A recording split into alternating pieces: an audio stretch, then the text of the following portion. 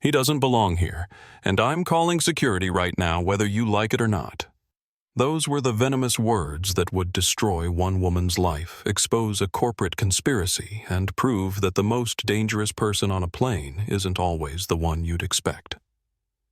The humid air of Miami International Airport hung thick with the scent of jet fuel and overpriced coffee. But for Victoria Ashworth, discomfort was something other people experienced.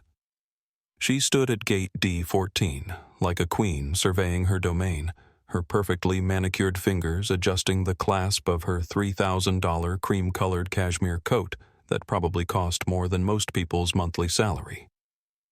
Victoria was 45 years old, though her plastic surgeon swore she could pass for 35, and she wore that lie like another expensive accessory. Her platinum blonde hair was pulled back into a severe chignon that screamed precision and control, while her oversized Chanel sunglasses reflected the world back at itself with the cold efficiency of a surveillance camera. She had the kind of beauty that money could buy and maintain, but her expression carried the hard edges of someone who had never been told no and intended to keep it that way. Beside her, completely absorbed in his encrypted phone conversations, stood her husband, Stephen Ashworth, a man who looked like he had been born wearing a $1,000 suit and had never taken it off. At 48, Stephen possessed the particular combination of privilege and paranoia that came from building a legal career on the edge of ethical boundaries. His fingers moved across his phone with the nervous energy of someone juggling more secrets than he could safely contain, and his eyes kept darting toward the gate area with the hypervigilance of a man who knew he was playing a dangerous game. "Richard, look at this absolute chaos," Victoria hissed, her voice cutting through the ambient airport noise like a serrated blade. "Why haven't they called first-class boarding yet? We're paying premium prices to be treated like cattle in this disgusting terminal." Stephen barely glanced up from his phone, where lines of encrypted text were flowing across the screen in what looked like financial data mixed with technical specifications. "Relax, Vic. The plane isn't leaving without us. These things take time." "It's the principle," she snapped, clutching her Hermes handbag with the intensity of someone defending territory. "I shouldn't have to breathe the same recycled air as the economy passengers for 1 second longer than necessary. Do you see the types of people they're letting fly these days? It's becoming absolutely impossible to maintain proper standards." Victoria's internal monologue was a carefully curated catalog of social hierarchies and unspoken rules that she had spent decades perfecting. In her mind, the world was divided into those who belonged in spaces like first-class cabins and country club dining rooms and those who existed to serve them. She had constructed an entire identity around being the enforcer of these boundaries, the one who made sure everyone understood their proper place in the social order. The gate agent, a weary-looking woman named Brenda, whose name tag suggested 20 years of dealing with entitled passengers, finally picked up the microphone with the resigned expression of someone about to enter a battlefield. "Good evening, ladies and gentlemen. We are now inviting our first-class passengers and Diamond Medallion members to board Flight 382 to London Heathrow." Victoria didn't wait for the announcement to finish. She bulldozed past an elderly couple who had been patiently waiting in line, flashing her boarding pass like a badge of authority, while her heels clicked aggressively against the terminal floor. The sound echoed through the gate area with the staccato rhythm of someone who had never learned to move through the world quietly, someone who needed every footstep to announce her importance to anyone within earshot. As she marched down the jet bridge, her mind was already anticipating the familiar ritual of first-class service, the champagne that would be placed in her hand within minutes of sitting down, the hot towels that would be offered with deferential smiles, and the subtle acknowledgement from the flight crew that she was someone who mattered, someone whose comfort was a priority that justified the premium she paid for the experience. What she absolutely was not prepared for was the man who would challenge everything she believed about who belonged in her carefully constructed world.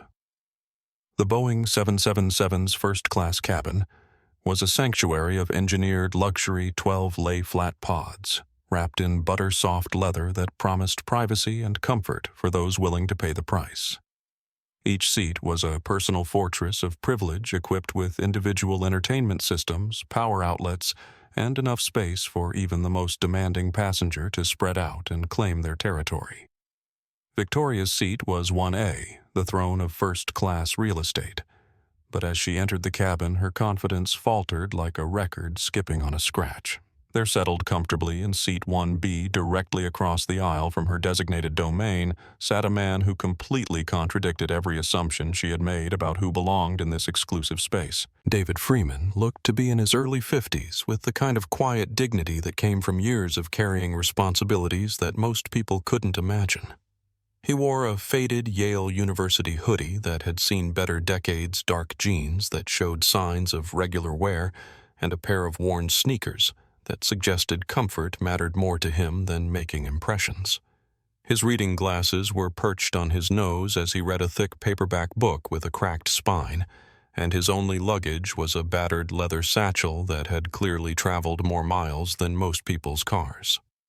But there was something in his posture, something in the way he held himself that suggested depths beneath the surface that Victoria's quick judgments couldn't penetrate. He had the bearing of someone who was completely comfortable in his own skin, someone who didn't need external validation to know his worth, and that confidence created an invisible force field around him that made Victoria's assumptions bounce back like rubber balls hitting a brick wall. David's mind was occupied with thoughts that had nothing to do with the luxury surrounding him and everything to do with the daughter who had become the center of his world since his wife's death 3 years earlier. Amara Freeman was 28 years old and about to captain her first international flight for a major commercial airline, an achievement that represented not just personal success, but a breakthrough in an industry where people who looked like her were still fighting for recognition and respect. He was traveling to London to surprise her to be there when she walked through the airport terminal wearing the 4 stripes of a commercial airline captain, and the thought filled him with the kind of pride that money couldn't buy and status couldn't replicate. The book in his hands. Crisis Leadership in Aviation wasn't casual reading, but preparation for a conversation he hoped to have with his daughter about navigating challenges in an industry that didn't always welcome diversity with open arms. Victoria stared at David with the kind of focused intensity usually reserved for dangerous wildlife waiting for someone to come and correct what she perceived as an obvious mistake.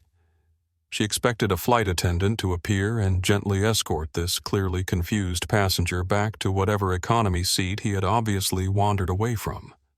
But as the seconds ticked by and no correction materialized, her confusion transformed into something more dangerous. "Excuse me," Victoria said, her voice dripping with the kind of artificial sweetness that barely concealed underlying venom. When David didn't immediately respond, absorbed as he was in his reading, she raised her voice with the entitlement of someone who expected the world to stop and pay attention whenever she spoke. "Excuse me." David looked up slowly, removing his reading glasses with the patient movement of someone who was accustomed to interruptions, but had learned to handle them with grace. His eyes were calm and intelligent, carrying the weight of experience without the burden of bitterness. And when he spoke, his voice had the deep resonance of someone who was used to being heard and respected. "Yes, ma'am. How can I help you?" Victoria pointed a perfectly manicured finger at his headrest as if she were identifying evidence in a criminal trial. "I think you're in the wrong seat. This is first class. This is seat 1B, and I'm quite certain there's been some kind of mistake." David smiled slightly, the kind of polite but weary expression that suggested he had navigated similar conversations more times than he cared to count. He reached into his hoodie pocket with deliberate calm and pulled out his boarding pass, glancing at it as if he needed to refresh his memory, though they both knew he was simply giving her time to recognize her error. 1B, he said simply. "That's me." The confirmation hit Victoria like a slap across her assumptions, and she felt her carefully constructed worldview wobble on its foundations. Her jaw tightened as she looked around the cabin for a flight attendant who could restore the natural order she expected, and she spotted Sarah. a young woman who was adjusting pillows with the nervous energy of someone who had already seen Victoria's name on the passenger manifest and was dreading the inevitable confrontation. Miss Victoria snapped her fingers, creating sharp sounds that cut through the cabin's peaceful atmosphere. "Miss, come here immediately. There's been a mistake, and I need it corrected right now." Sarah approached with the professional smile that flight attendants perfected during training, the kind of expression that could remain pleasant even under extreme duress. "Yes, Mrs. Ashworth. How can I assist you this evening? There's obviously been some kind of error with the seating assignments," Victoria said, lowering her voice to what she thought was a discreet whisper, but was clearly intended to be overheard by everyone in the vicinity. "This gentleman seems confused about where he belongs, and I think it would be best for everyone if we could resolve this quickly and quietly." Sarah's expression immediately softened as she recognized David, and there was a warmth in her voice that Victoria found both surprising and infuriating. "Good evening, Mr. Freeman. It's wonderful to see you again. Can I offer you some sparkling water before we take off?" The familiarity in Sarah's greeting hit Victoria like a physical blow, and she felt her grip on the situation slipping away like sand through her fingers. The casual way the flight attendant addressed David, the warmth in her voice, the complete absence of the deference Victoria expected from service personnel when dealing with obvious mistakes, all combined to create a reality that didn't match her expectations. "Wait just 1 minute," Victoria said, her voice rising despite her attempts to maintain her composure. "You're not even checking his ticket. He's wearing a hoodie, for crying out loud. He looks like he just walked off a construction site. How could he possibly afford a seat like this? Did he use stolen miles? Is this some kind of charity upgrade program I wasn't informed about?" As the boarding process continued, and the cabin filled with passengers, Victoria made it her personal mission to document every detail of what she was convinced was an elaborate security failure. She settled into seat 1A with the rigid posture of someone preparing for battle, her designer handbag positioned like a shield between herself and the man she was determined to prove didn't belong in her world. Stephen finally shuffled into the cabin and slumped into seat 2A behind his wife, completely oblivious to the war she had already declared. His attention remained focused on his phone, where encrypted messages were arriving in steady succession, each one increasing the tension in his shoulders and the frequency with which he glanced toward the cockpit door. For the next 20 minutes, as economy passengers filed past the first-class cabin like a parade of people Victoria considered beneath her notice, she conducted what she believed was a masterful campaign of psychological warfare. She aggressively fluffed her pillows with unnecessary force, complained loudly to Stephen about declining security standards, and made pointed observations about the types of people airlines were apparently willing to accommodate. "It's absolutely unbelievable." "Stephen," she said, angling her body so her voice would project across the aisle with maximum impact. "You pay $10,000 for a ticket and they let just anyone wander up here. It feels genuinely unsafe. I mean, look at that bag of his. What could possibly be in something that looks like it's been through a war zone? And did you see how nervous he got when I asked questions?" David continued reading his book with the kind of focused concentration that came from years of practice in maintaining professional composure under difficult circumstances. The irony wasn't lost on him that he was reading about crisis management while actively being subjected to the kind of bias-driven crisis he had spent decades working to address. He had built an invisible wall of dignity around himself, one that Victoria was determined to demolish with the sledgehammer of her entitlement and prejudice. As the cabin doors sealed and the familiar chime of the fastened seatbelt sign filled the air, the plane began its pushback from the gate with the mechanical precision of a process that had been repeated millions of times. The hum of the engines grew louder, creating a white noise backdrop that should have been calming but instead seemed to amplify the tension that Victoria was radiating across the narrow aisle. Victoria sipped her pre-departure champagne while maintaining her surveillance of David over the rim of her crystal glass, cataloging every movement he made as potential evidence for whatever narrative she was constructing in her mind. When she saw him pull an older model phone from his pocket, her eyes narrowed with the intensity of someone who believed she had just uncovered crucial evidence of suspicious activity. The phone wasn't the latest iPhone that she expected someone in first class to carry, but rather a slightly bulky device that looked more functional than fashionable. David sent a quick text message, probably to his daughter, letting her know he was safely on board and looking forward to surprising her in London, then powered the device down completely, as airline regulations required. But in Victoria's mind, fueled by prejudice and a desperate need to be proven right about her assumptions, that simple act of sending a text and powering down a phone became something far more sinister. Who was he texting? Why did he have what looked like a burner phone? Her brain, operating on the toxic combination of entitlement and bias, began spinning a narrative that was about to spiral dangerously out of control. Stephen, meanwhile, was conducting his own covert operation from seat 2A. While his wife's dramatic performance captured everyone's attention, he was carefully positioning a small electronic device beneath her seat, taking advantage of her loud complaints and aggressive behavior to cover the subtle clicking sounds of his installation process. The device was sophisticated, designed to intercept data flowing through the plane's wireless networks, and it required the aircraft to reach cruising altitude for optimal transmission capability.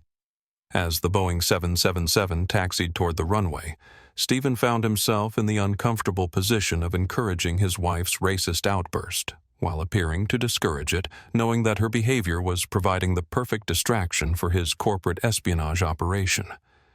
He needed her to continue being loud and attention-grabbing, but not so escalated that the flight crew would intervene before his data mining could begin.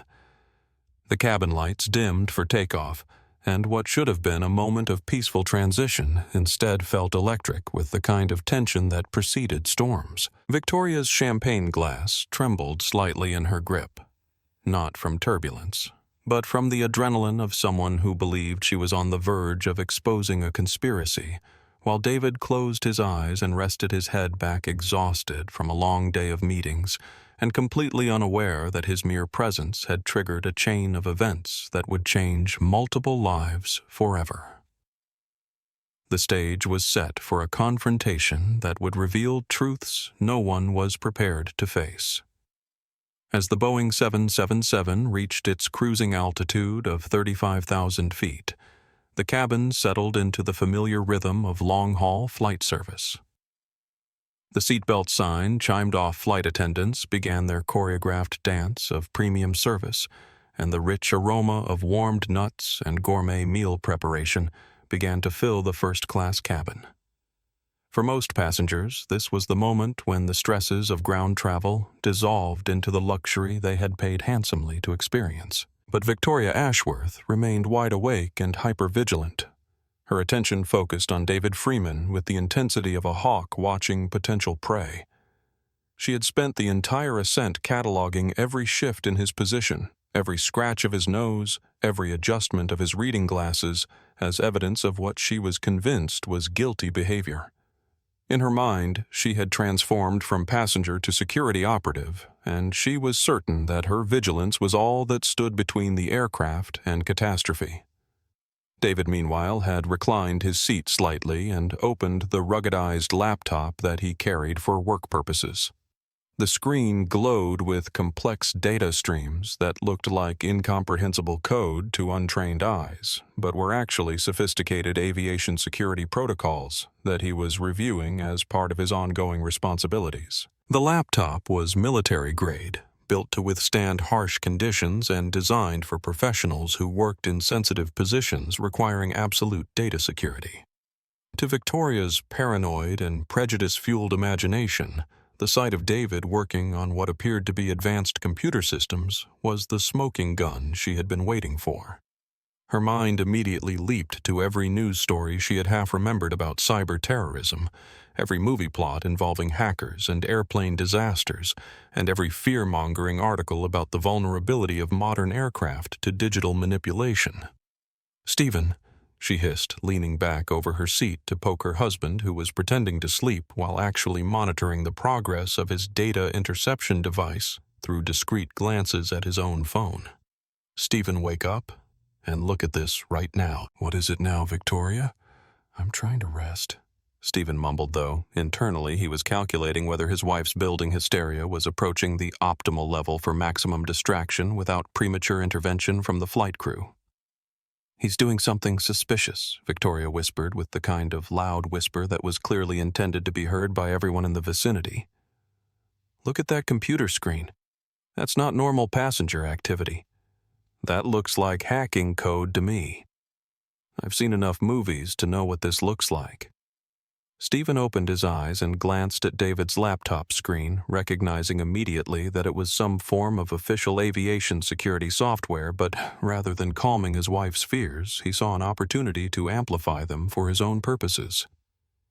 Maybe you're overreacting, Vic. I'm sure it's nothing to worry about. His dismissive tone had exactly the effect he intended, stoking Victoria's conviction that she was the only person on the plane with enough awareness to recognize the danger they were all facing. She turned back around and stared at David with increasing intensity, her mind spinning elaborate scenarios of cyber-terrorism and in-flight disasters that would make her the hero who saved 300 lives through her superior vigilance and unwillingness to be fooled by appearances. "Excuse me, Victoria," suddenly shouted her voice, cutting through the cabin's peaceful atmosphere like an air raid siren. The sudden noise made several passengers jump, caused Stephen to open his eyes and look appropriately startled, and sent Sarah rushing back from the galley where she had been preparing the evening meal service. "Mrs. Ashworth, please lower your voice." Sarah pleaded, her professional training kicking in as she tried to de-escalate whatever situation was developing. "Is there a problem we can help you resolve?" "Yes, there is a massive problem, and I can't believe none of you are taking this seriously," Victoria declared, pointing an accusatory finger at David's laptop screen, like she was presenting evidence in a murder trial. "Look at what he's doing over there. That's not normal computer work. That looks like hacking software to me.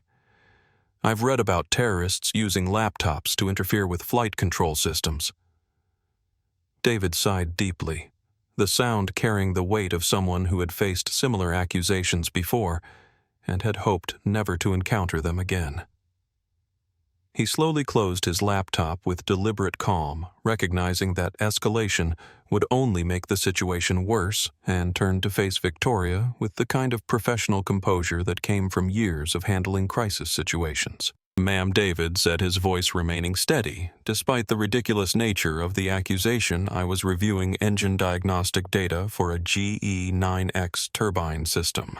It's a PDF file containing publicly available technical specifications. I would appreciate it if you would please mind your own business and allow me to work in peace." The measured professionalism in David's response only seemed to infuriate Victoria further, as if his refusal to be intimidated was proof of his guilt rather than evidence of his innocence. She unbuckled her seatbelt and stood up with the dramatic flair of someone who believed she was making a heroic stand against overwhelming danger. "Don't you dare tell me what to do!" Victoria screeched, her voice reaching a pitch that made other first-class passengers look up from their entertainment screens and meals. "You don't belong here in the first place, and now you're trying to intimidate me for asking legitimate security questions. I don't feel safe flying with someone who's obviously trying to access the plane's computer systems." She turned to Sarah with the wild-eyed intensity of someone who believed she was fighting for her life. "I want him moved to the back of the plane immediately, or I want to be moved to the cockpit. I don't care which solution you choose, but I am absolutely not sitting next to a cyber-terrorist for the next 8 hours. "Mrs. Ashworth, please sit down immediately." Sarah said, her patience finally beginning to evaporate as she realized this was escalating beyond a simple passenger complaint into something that could endanger the safety of everyone on board. "Mr. Freeman has done nothing wrong. He is simply working on his computer, which is completely normal passenger behavior. If you continue to cause a disturbance, I will have no choice but to issue you a formal warning." Victoria laughed with the kind of high-pitched, incredulous sound that suggested she had completely lost touch with reality. "You're warning me. Do you have any idea who my husband is?" "Stephen, tell her who you are." Tell her that she can't talk to us like this." Stephen sank lower in his seat, covering his face with his hands in what appeared to be embarrassment, but was actually satisfaction that his wife's performance was proceeding exactly according to his plan. "Victoria, please sit down. You're making a scene that's going to end up on social media. I am trying to save our lives," Victoria yelled, her voice carrying to the business class section and beyond. "And if that makes me look crazy to people who don't understand security threats, then so be it." In a move that shocked everyone in the cabin, including Stephen, who hadn't anticipated this level of escalation, Victoria suddenly lunged across the aisle and grabbed David's leather satchel from the floor beside his seat. "Hey, David," shouted his calm demeanor finally cracking as he sat up and reached for his bag. "Give that back immediately. That is private property and you have no right to touch it. If you have nothing to hide, then you won't mind showing everyone what's in here." Victoria screamed, clutching the bag to her chest like a shield while backing against the cabin wall. "I bet there's a weapon in here. I bet there's something that proves exactly what kind of threat you really are." The commotion had now attracted the attention of the entire aircraft, with passengers from business class craning their necks to see what was happening, and phones appearing as people began recording the unfolding drama. The excitement was palpable as travelers realized they were witnessing something that would definitely end up viral on social media within hours of landing. Sarah pressed the intercom button with trembling fingers, her voice carrying across the cabin as she made the call that would change everything. "Captain Rodriguez, we have a Level 2 disturbance in the first-class cabin. Passenger has physically grabbed another passenger's belongings and is making accusations of terrorist activity." The words hung in the air like a bomb that hadn't exploded yet, and everyone in the cabin held their breath, waiting for what would happen next.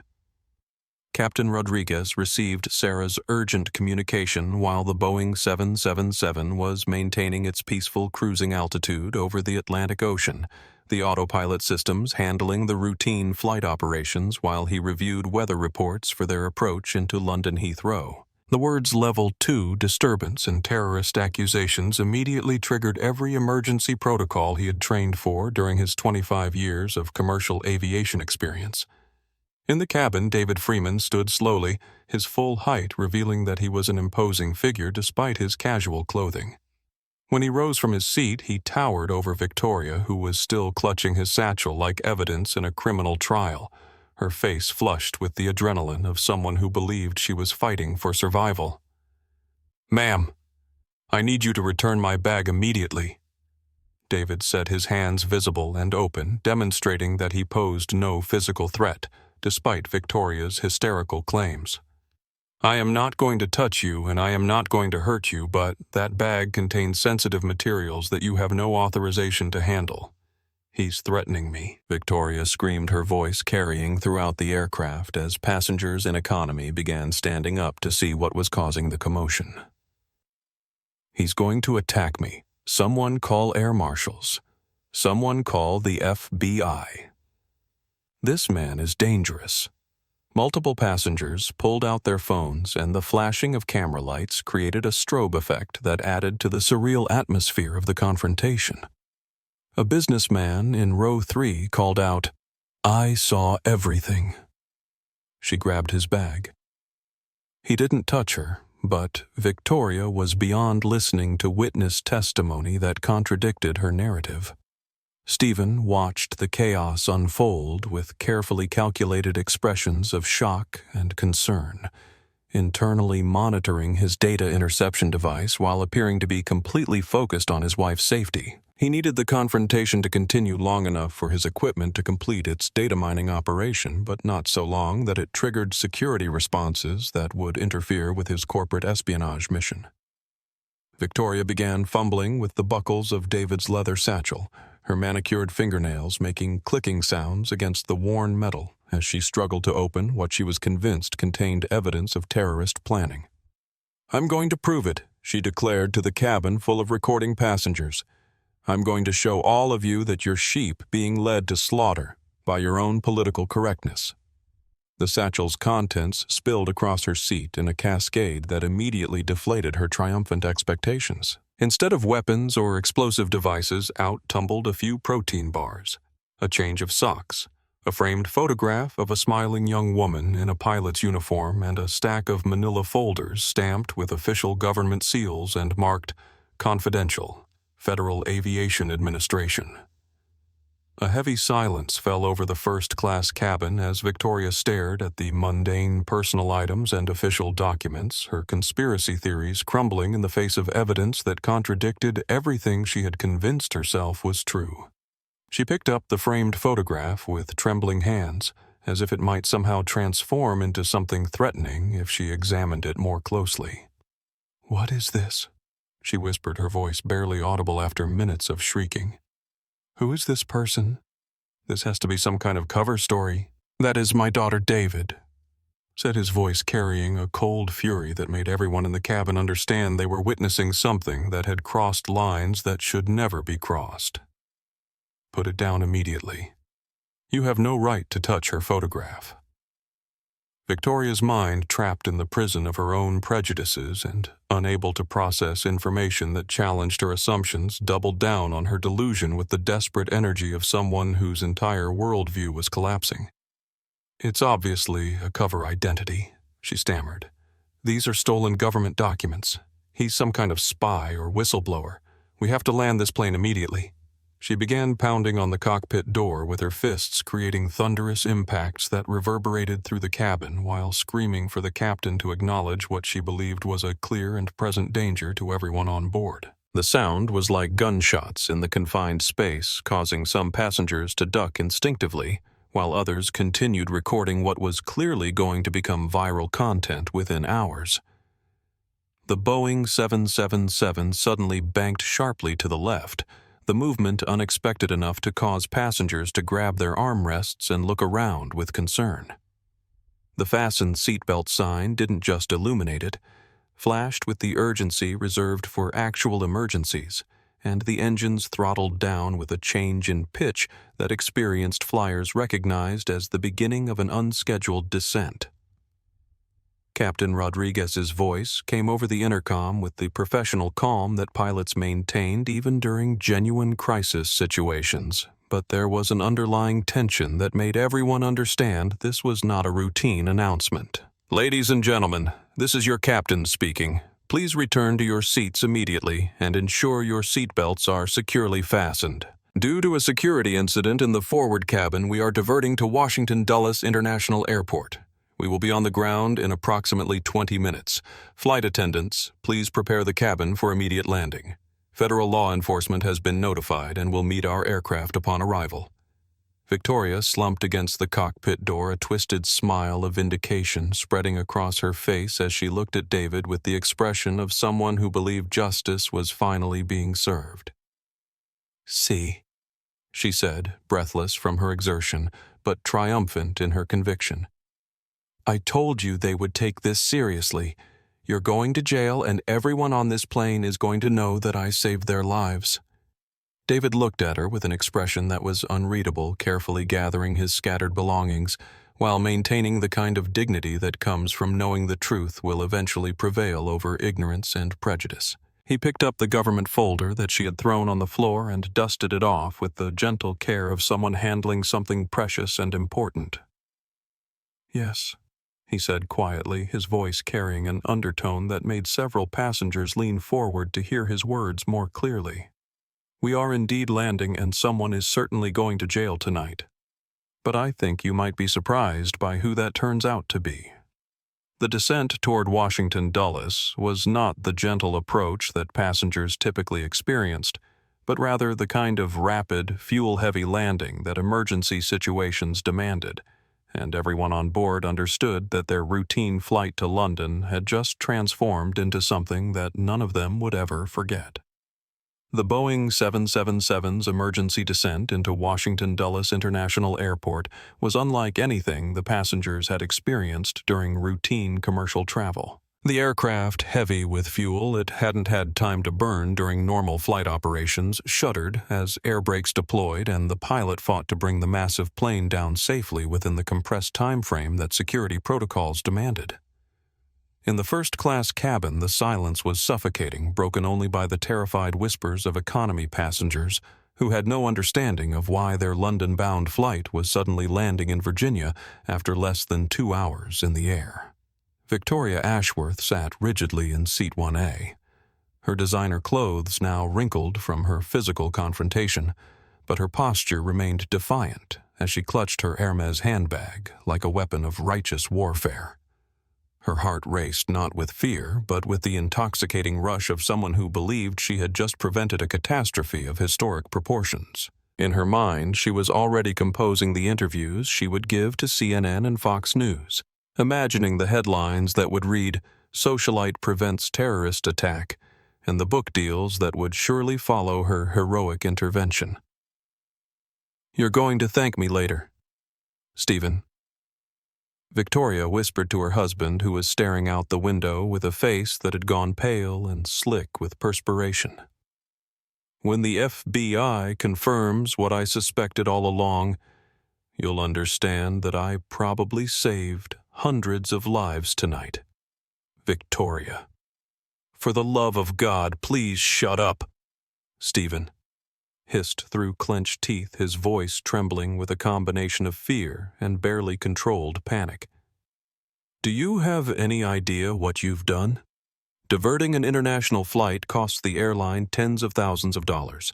If you're wrong about this, we're going to face lawsuits that could destroy us financially." "I'm not wrong," Victoria snapped back with the absolute certainty of someone whose prejudices had never been successfully challenged by reality.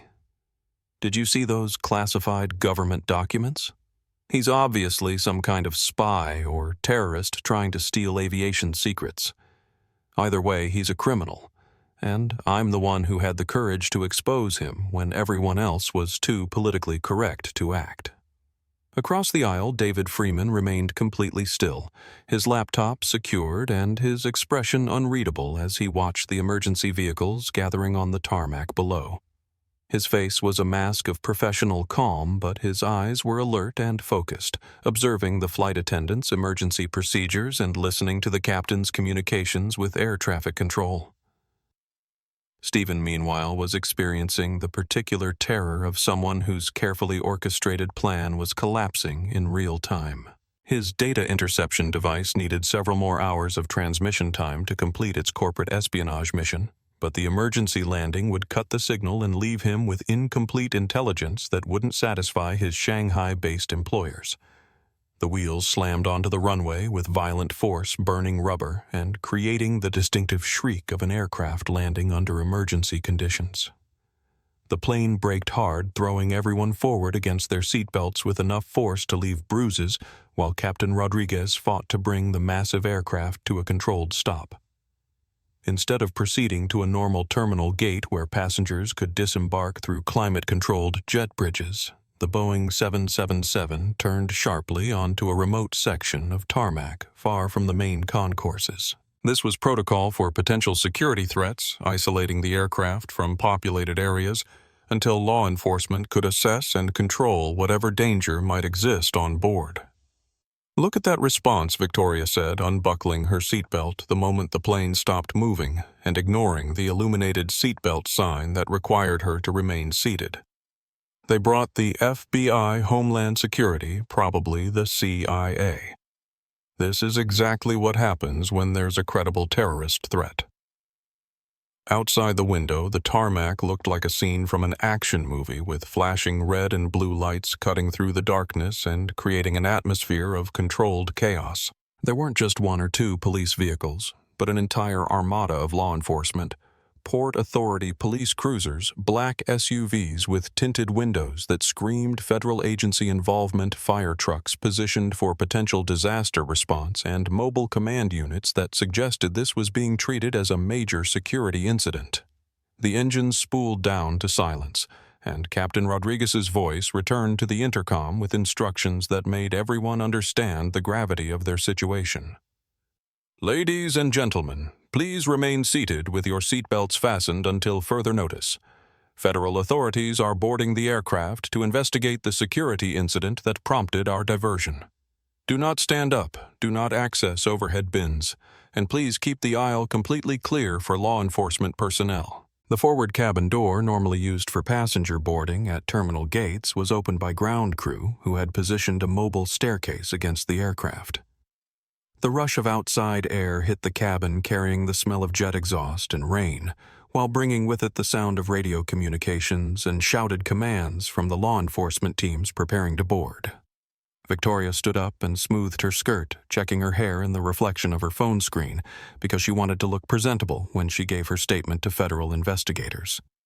In her mind, she was about to become the star witness in a major terrorism investigation, and she was already planning how she would handle the media attention that would surely follow.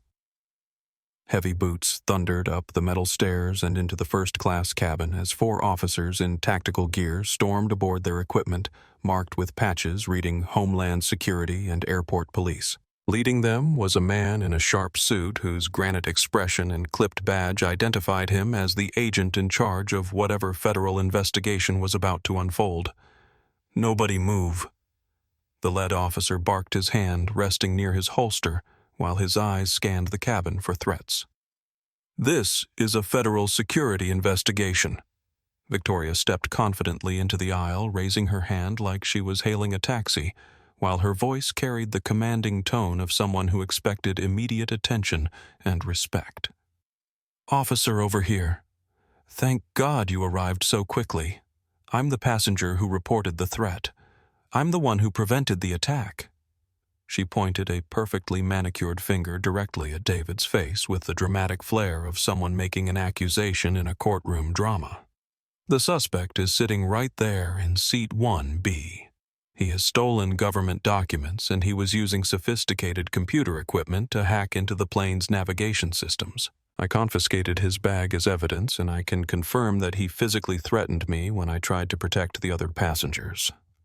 The lead federal agent stopped and looked carefully at Victoria, then turned his attention to David Freeman, who was sitting calmly in his seat with the kind of composed dignity that immediately commanded respect. The cabin held its collective breath as everyone waited to see how this confrontation would resolve. But what happened next defied every expectation that Victoria had constructed in her prejudice-fueled imagination. "Ma'am, I need you to step back immediately," the agent said to Victoria, his voice flat and professional in a way that suggested he had already made judgments about the situation that she wasn't going to like. "I don't need to step back," Victoria insisted, taking another step toward the federal officers with the confidence of someone who believed her social status granted her special treatment. "I'm the witness here. I'm the one who identified the threat. You need to arrest him immediately for attempted terrorism and assault." "Ma'am, I said step back." The agent roared, his hand coming up in a stop gesture that made Victoria freeze in place, shocked by the lack of deference she had expected from law enforcement. The agent turned his attention to David Freeman, who slowly unbuckled his seatbelt and stood up to his full height of 6 feet 3 inches. Despite his casual clothing, David carried himself with the kind of natural authority that comes from years in positions of genuine responsibility, and something in his posture made the entire atmosphere in the cabin shift in ways that Victoria's privileged mind couldn't process. What happened next would shatter every assumption she had made about power privilege and who really controlled the world around her. The lead federal agent didn't pull out handcuffs as Victoria expected, didn't bark commands for David to get on the ground, and didn't treat him like the terrorist threat that she was absolutely certain he represented. Instead, Agent Thompson stiffened to attention, brought his heels together with military precision, and nodded with the kind of respect that law enforcement officers reserved for their superiors. Sir Agent Thompson said, his voice carrying a deference that made Victoria's confident smile begin to waver. "We received the emergency signal from the cockpit and responded immediately." "Are you injured? Do you require medical attention?" Victoria's mouth fell open as her brain struggled to process an interaction that completely contradicted everything she had convinced herself was true about the situation. The federal agents were asking David if he was hurt, not reading him his rights, and there was something in their body language that suggested they were dealing with someone whose authority superseded their own. "I'm fine, Agent Thompson," David replied, and his voice was no longer just the deep baritone of a tired passenger, but carried the unmistakable tone of someone accustomed to giving orders and having them followed without question. The situation has been contained, but we have a serious breach of federal aviation safety protocols that needs immediate investigation. We're ready to assist in any way necessary, sir, Agent Thompson replied, and Victoria noticed that several other passengers were leaning forward in their seats, phones still recording as they tried to understand why the man she had accused of terrorism was being treated like he was in charge of the investigation. "Wait, what's happening here?" Victoria stammered, looking back and forth between David and the federal agents with growing confusion and the first stirrings of genuine fear. "Why aren't you arresting him? He's the terrorist. He's the one with the suspicious equipment and the stolen government files." The cockpit door opened at that moment, and Captain Rodriguez stepped out with the expression of someone who had just realized he had been dealing with a situation far more complex than his initial briefing had suggested. He was a veteran pilot with 25 years of experience and 4 stripes on his shoulders, indicating his senior status. But he approached David with the kind of deference usually reserved for airline executives or federal oversight officials. Director Freeman Captain Rodriguez said, his voice carrying a mixture of respect and barely concealed embarrassment. "My sincere apologies for the emergency diversion. I responded immediately when my crew reported a potential security threat, but I should have requested additional information before implementing emergency protocols." The word "director" hung in the air like a bomb that hadn't exploded yet, and Victoria felt something cold settling in her stomach as the implications of what she was hearing began to penetrate her consciousness. The man she had accused of terrorism, the man she had physically assaulted and publicly humiliated, wasn't just an innocent passenger, but someone whose title suggested authority far beyond anything she had imagined.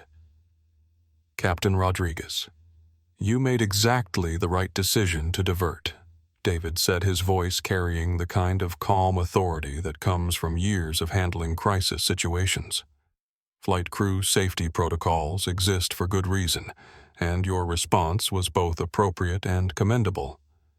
However, the events that led to this emergency landing were unfortunate and completely unnecessary." He turned to look directly at Victoria, and there was something in his expression that made her take an involuntary step backward. The passenger in seat 1A created this entire situation through her own assumptions, prejudices, and ultimately her criminal behavior in physically assaulting a federal officer. Victoria's legs felt weak as the reality of her situation began to crash over her like a tsunami.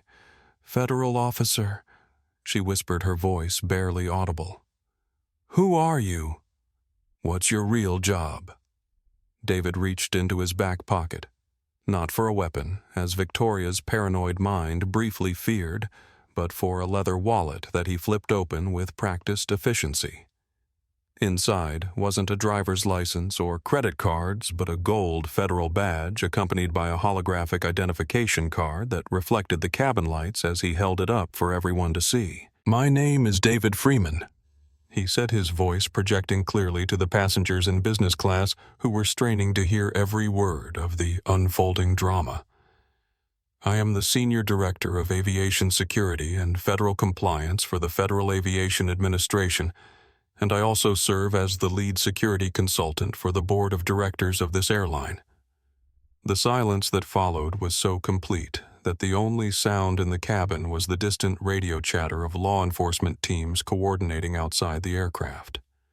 Victoria felt the blood drain from her face as she realized that every assumption she had made, every accusation she had screamed, every act of aggression she had committed, had been directed at someone whose authority in the aviation industry was absolute. "I was not attempting to hack this aircraft. Mrs. Ashworth." David continued, stepping closer to her with the measured pace of someone delivering a verdict. "I was conducting a routine undercover audit of in-flight security systems and crew response protocols. The phone you saw me use was a secure satellite uplink to FAA databases. The classified documents you stole from my bag and scattered across this cabin contain sensitive reports on airport security vulnerabilities." He paused, his eyes never leaving her face. Vulnerabilities exactly like the breach you just committed by physically assaulting a federal officer, stealing classified documents, and creating a false emergency that endangered the lives of 300 passengers. Victoria looked desperately toward Stephen, her eyes pleading for him to intervene with his legal expertise and social connections. But her husband had sunk so low in his seat that he appeared to be trying to disappear entirely into the upholstery. When she called his name, he finally looked up with the expression of a man who was calculating the cost of his association with her and finding it far too expensive to maintain. Agent Thompson. David said, turning back to the federal law enforcement officer with the crisp efficiency of someone issuing orders.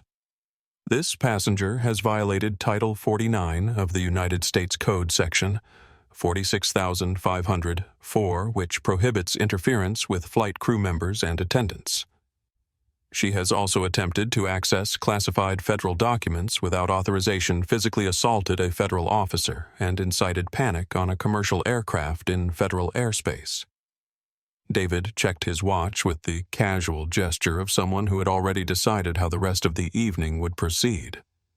I want her removed from this aircraft immediately and processed according to federal terrorism statutes. Agent Thompson, make sure the handcuffs are secure. She has demonstrated a tendency to grab property that doesn't belong to her. The reality hit Victoria like a physical blow, and she felt her knees buckle as she realized that her privileged life was about to be destroyed by her own actions. No, she whimpered, her voice breaking as she understood that her social status and husband's legal connections weren't going to protect her from federal law enforcement. You can't arrest me. I'm a platinum frequent flyer. I was trying to protect the plane. Stephen, tell them who you are. Stephen finally looked up from his seat, meeting the eyes of the federal agents who were now focused on his wife, and made a calculation that would haunt him for the rest of his life. Officer, he said, his voice surprisingly steady, despite the chaos surrounding him. I want to state clearly for the record that I asked my wife multiple times during this flight to stop harassing that gentleman. I attempted to de-escalate her behavior, but she refused to listen to reason. Stephen, Victoria screamed the word torn from her throat like a piece of her soul. How can you abandon me like this? We're married. You're supposed to defend me, ma'am. Turn around and place your hands behind your back. Agent Thompson ordered, pulling steel handcuffs from his belt, while two other officers moved to flank Victoria. You are under arrest for violation of federal aviation safety statutes. No! Get away from me! Victoria swatted at Agent Thompson's hand, and that final act of resistance sealed her fate as completely as if she had signed her own arrest warrant. Two officers moved in with the practiced efficiency of law enforcement professionals who had dealt with uncooperative suspects thousands of times, grabbing her arms and twisting them behind her back while she struggled futilely against their superior strength and training. The metallic clicking of handcuffs locking into place was the loudest sound in the cabin, creating a finality that made everyone understand they had just witnessed a complete reversal of power and justice that few of them would ever forget. As Victoria was dragged past David Freeman toward the aircraft door, her designer heels catching on the carpet, and her carefully styled hair disheveled from struggling against the federal agents, she made one final desperate attempt to salvage her dignity and deflect blame for the catastrophe she had created. You've ruined my life over a seat. She spat at David, her mascara running down her cheeks in dark streams that made her look like a caricature of entitled rage. Over a simple misunderstanding about airplane seating, you petty, vindictive man. David looked down at her with an expression that contained no anger, no satisfaction at her downfall, and no desire for revenge. Mrs. Ashworth, he said quietly, his voice carrying the kind of calm certainty that comes from years of dealing with difficult people and impossible situations. You destroyed your own life tonight. I wanted nothing more than to read my book and surprise my daughter in London. He leaned slightly closer, his voice dropping to ensure that only she could hear his next words. And, by the way, you're now on the federal no-fly list permanently. You'll need to take a bus back to Miami, assuming you make bail." The officers dragged Victoria down the mobile stairs into the Virginia night, her screams of rage and threats of lawsuits echoing across the tarmac while emergency vehicles flashed their lights in a chaotic display that looked like a scene from an action movie. Inside the cabin, a strange phenomenon began in the economy section. Someone started clapping slowly. Then another passenger joined in, and within moments the entire aircraft erupted in thunderous applause that acknowledged they had just witnessed justice served in its purest form. Stephen Ashworth remained slumped in seat 2, unable to look out the window at his wife being loaded into a federal detention vehicle. His attention focused entirely on his phone, where encrypted messages were arriving with increasing urgency. His corporate espionage operation had been cut short by Victoria's dramatic outburst, leaving him with incomplete data and Shanghai-based employers who would not be satisfied with partial intelligence. Agent Thompson reboarded the aircraft and approached David with the kind of deference that suggested their professional relationship extended far beyond this evening's incident. "Director Freeman will need your statement for the federal prosecutor's office, but that can wait until morning. Is there anything else we should be investigating tonight?" David was about to dismiss the agent when his secure phone buzzed with an incoming call that made him check the caller ID with sharp attention. The number belonged to the Secretary of Transportation, and calls from that office at midnight rarely contained good news.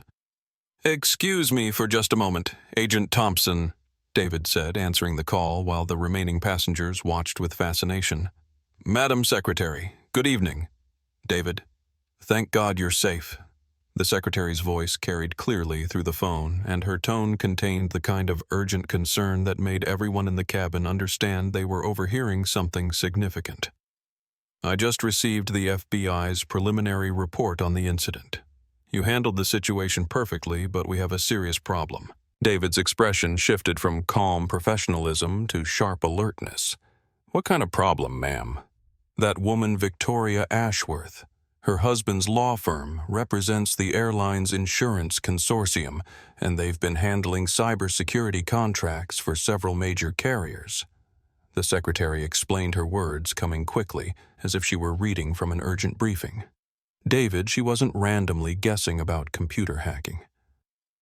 "Our cybersecurity team detected a sophisticated malware signal originating from the first-class cabin during the flight." David felt something cold settle in his stomach as he looked back at the empty plane and realized that Victoria's racist outburst might have been covering a much more serious threat than anyone had realized. "Are you saying she was involved in cyber espionage?" "Madam Secretary, I'm saying she wasn't the primary threat," David the Secretary replied gravely. "Someone used her as a distraction while they attempted to extract classified data from the aircraft's systems. We need you to reboard that plane immediately and conduct a complete security sweep." The real criminal might have been sitting right behind her the entire time.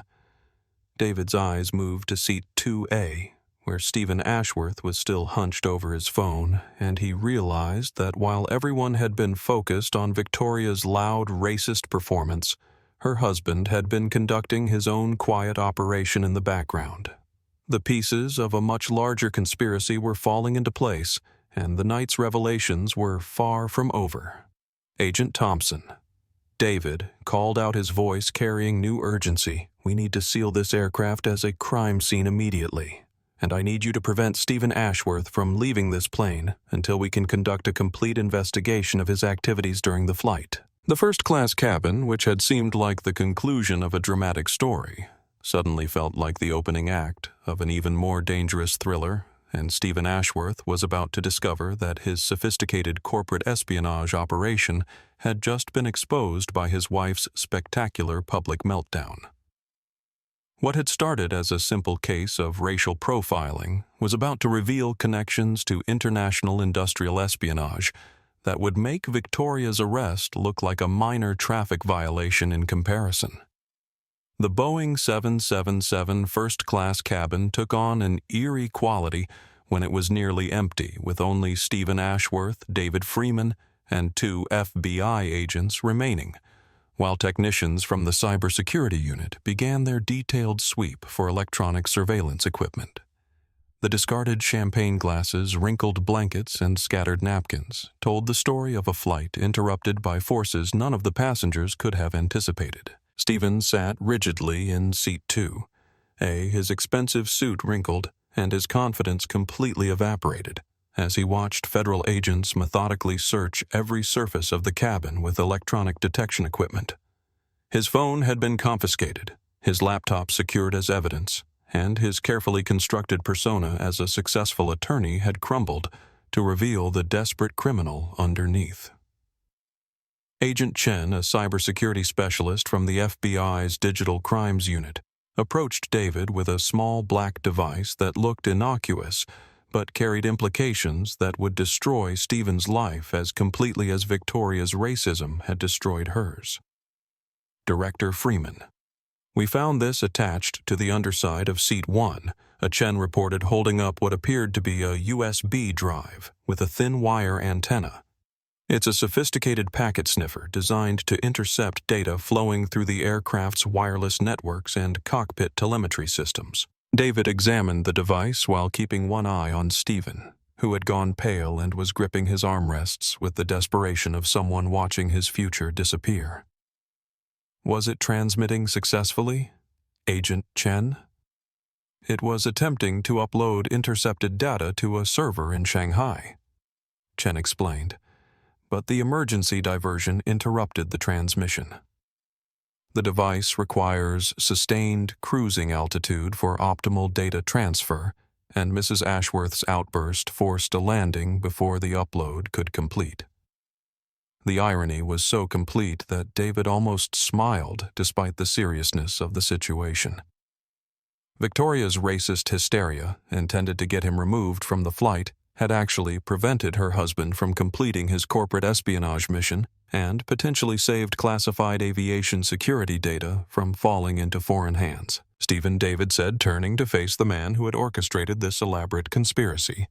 I think it's time we had an honest conversation about who hired you to steal federal aviation data.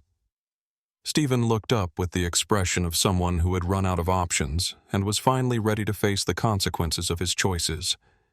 His hands trembled as he spoke, and his voice had lost all the authority and confidence that had characterized his earlier interactions. It wasn't supposed to happen like this, Stephen said, his words barely above a whisper. It was supposed to be simple industrial intelligence gathering. Victoria was never supposed to assault anyone.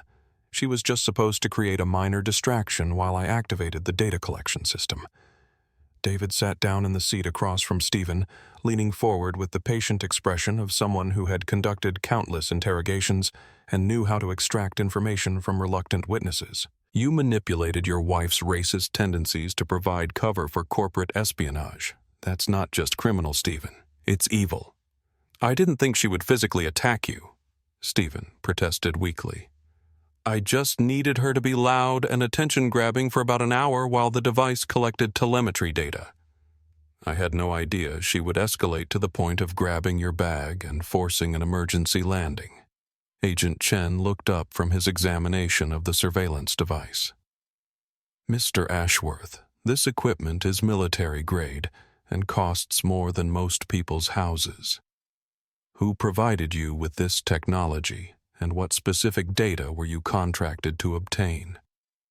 Stephen's resistance finally collapsed completely, and he began talking with the desperate speed of someone confessing to a priest. Red Dragon Holdings, a private equity firm based in Shanghai. They wanted real-time engine performance data on the new GE9X turbines so they could short the stock before quarterly earnings reports. It was supposed to be simple market manipulation, not terrorism. David shook his head with disgust.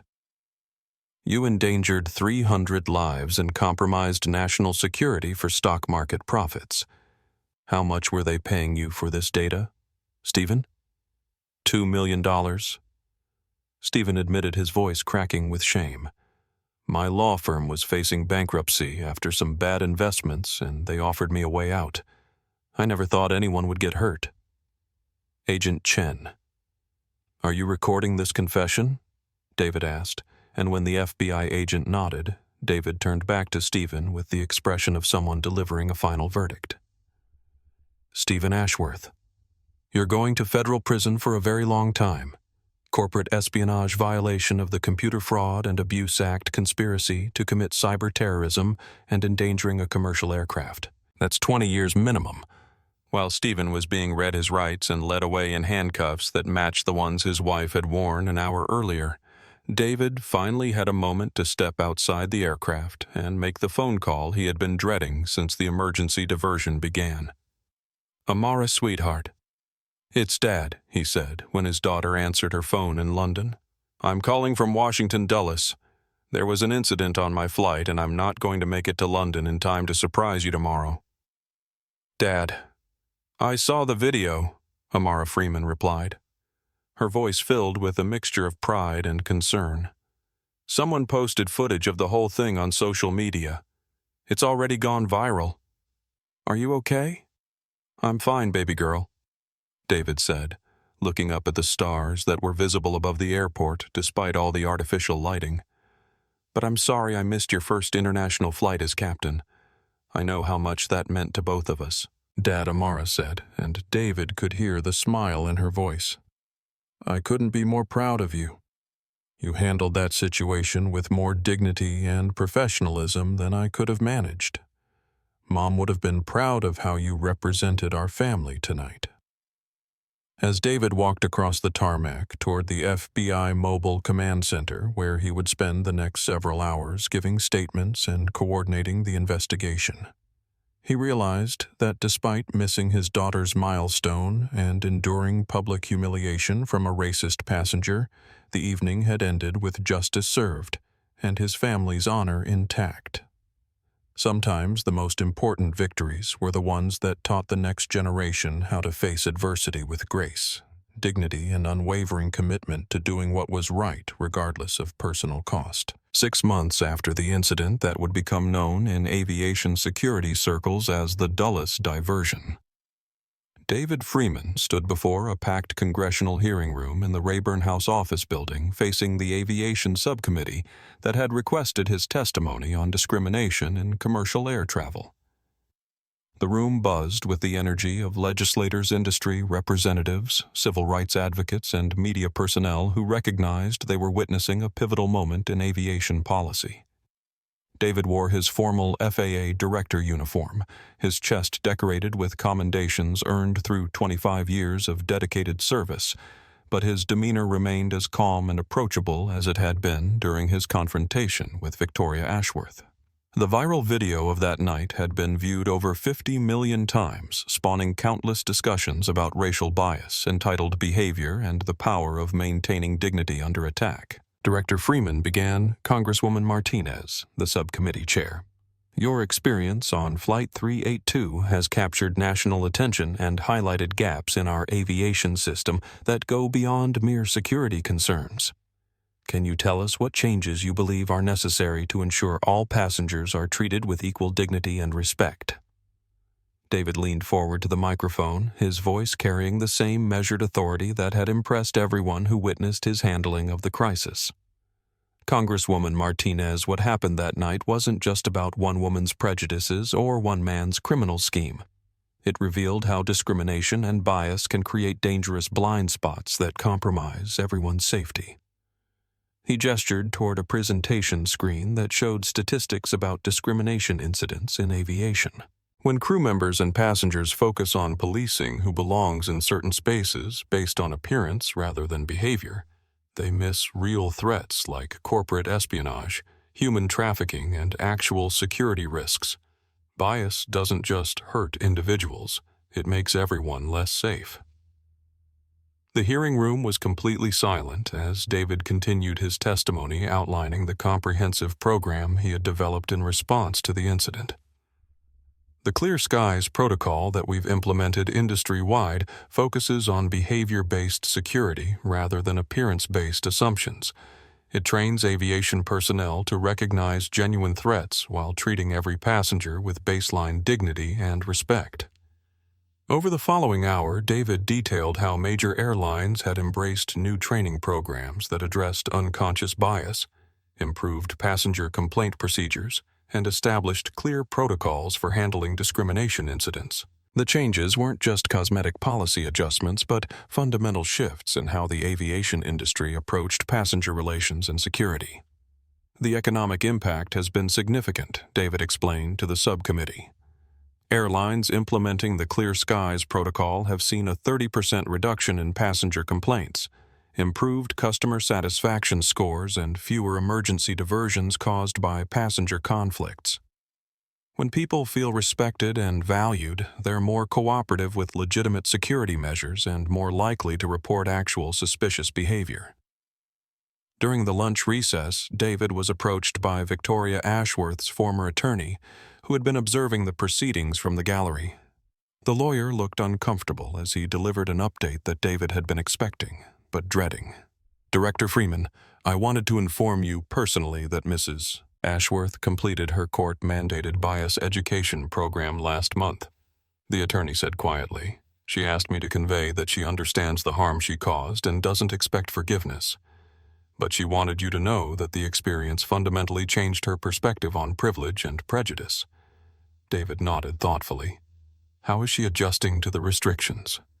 "The permanent no-fly status has been difficult for someone whose identity was built around international travel," the attorney admitted.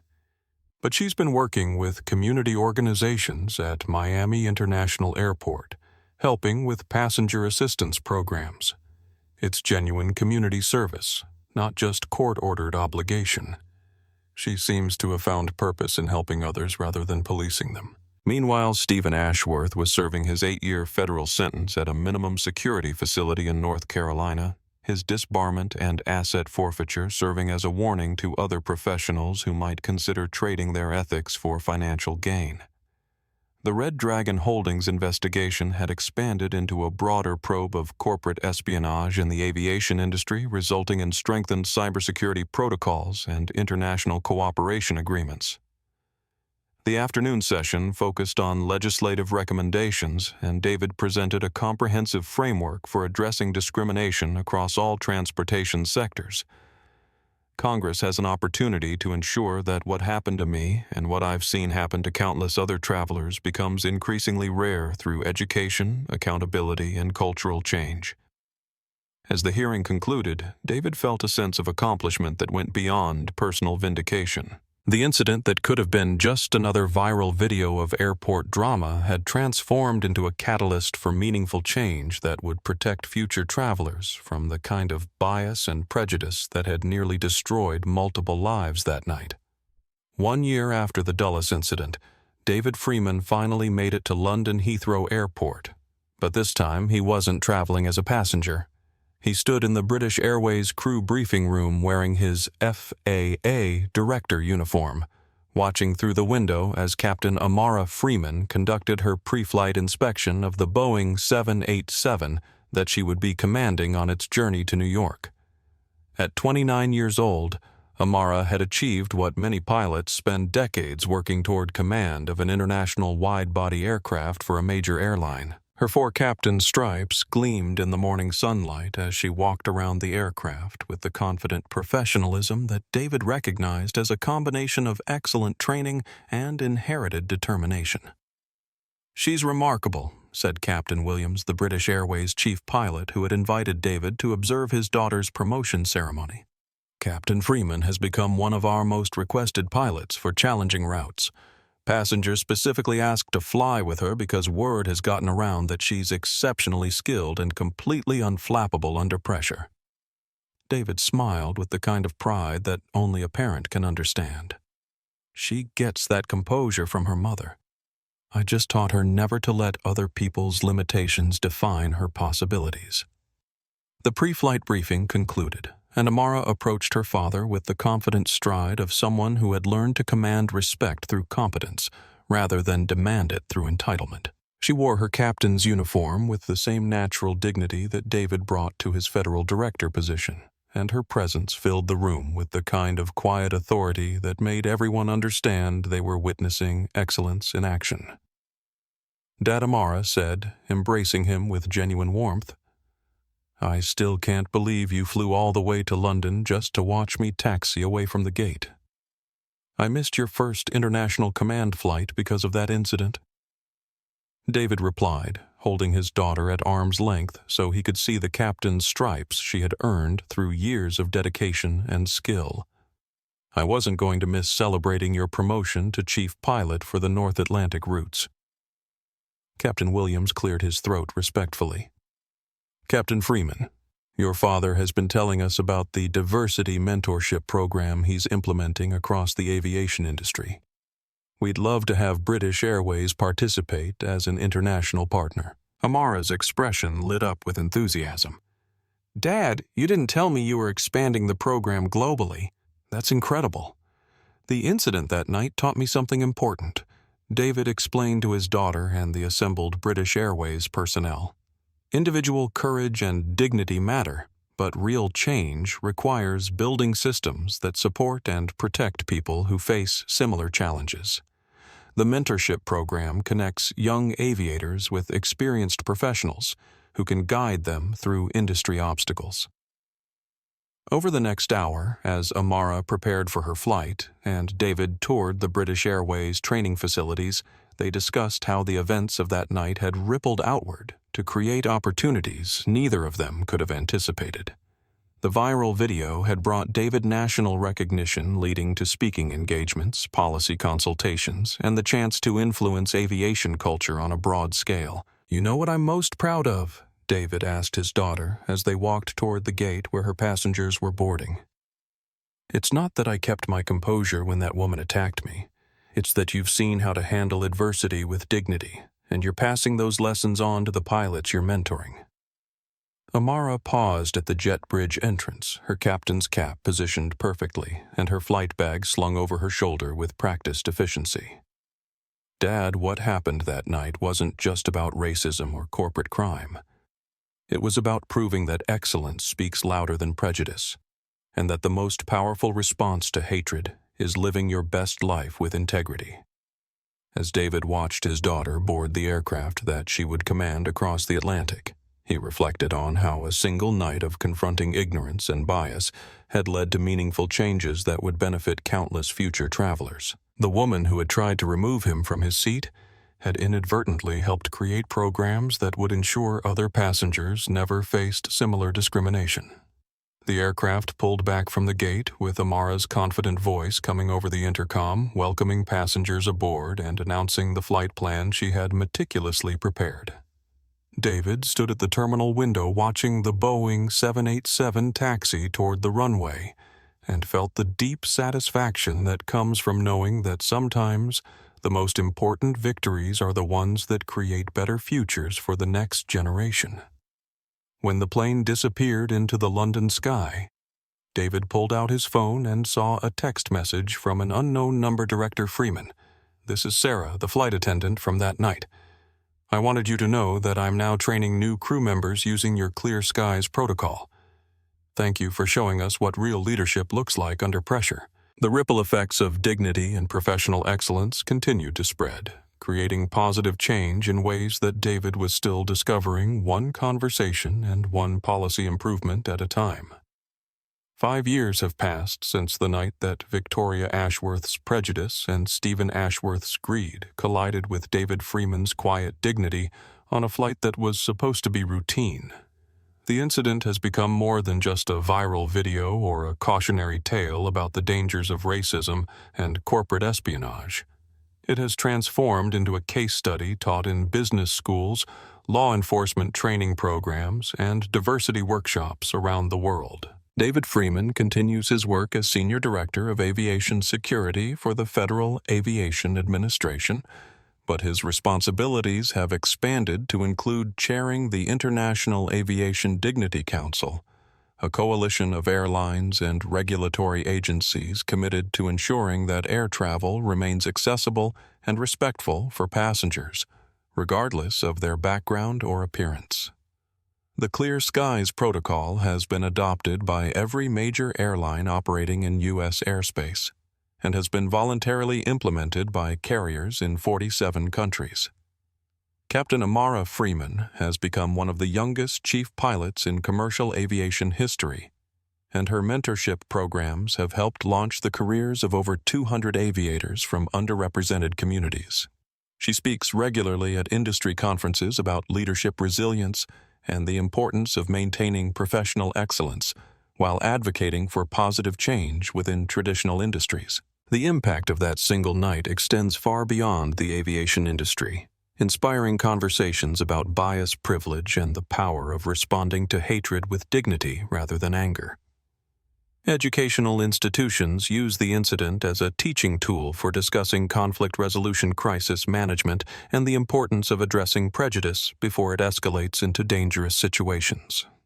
Victoria Ashworth completed her community service at Miami International Airport and has become an advocate for bias education programs, speaking to community groups about how privilege and prejudice nearly destroyed her life and the lives of innocent people around her. Her transformation from entitled socialite to humble volunteer serves as proof that even the most deeply ingrained prejudices can be overcome through genuine self-reflection and commitment to change. Stephen Ashworth was released from federal prison after serving 6 years of his 8-year sentence, and his experience has been documented in a book about corporate espionage and the personal costs of choosing financial gain over ethical behavior. The investigation sparked by his crimes led to enhanced cybersecurity protocols that have prevented dozens of similar data theft attempts in critical infrastructure industries. The Boeing 777 from that night continues to fly international routes, but Seat 1B has been designated with a small plaque reading "Dignity in Service" as a reminder to crew members and passengers that respect and professionalism can overcome any challenge. The aircraft has become something of a symbol within the airline industry, representing the possibility of transformation and positive change emerging from moments of crisis. Perhaps most importantly, the incident has demonstrated that individual actions, whether motivated by prejudice and greed or by dignity and integrity, can create ripple effects that influence entire industries and inspire legislative change. David Freeman's calm response to Victoria's attack and his professional handling of Stephen's conspiracy have become the gold standard for crisis leadership, proving that the most powerful victories often come not from fighting back against hatred, but from refusing to let hatred diminish your commitment to doing what is right.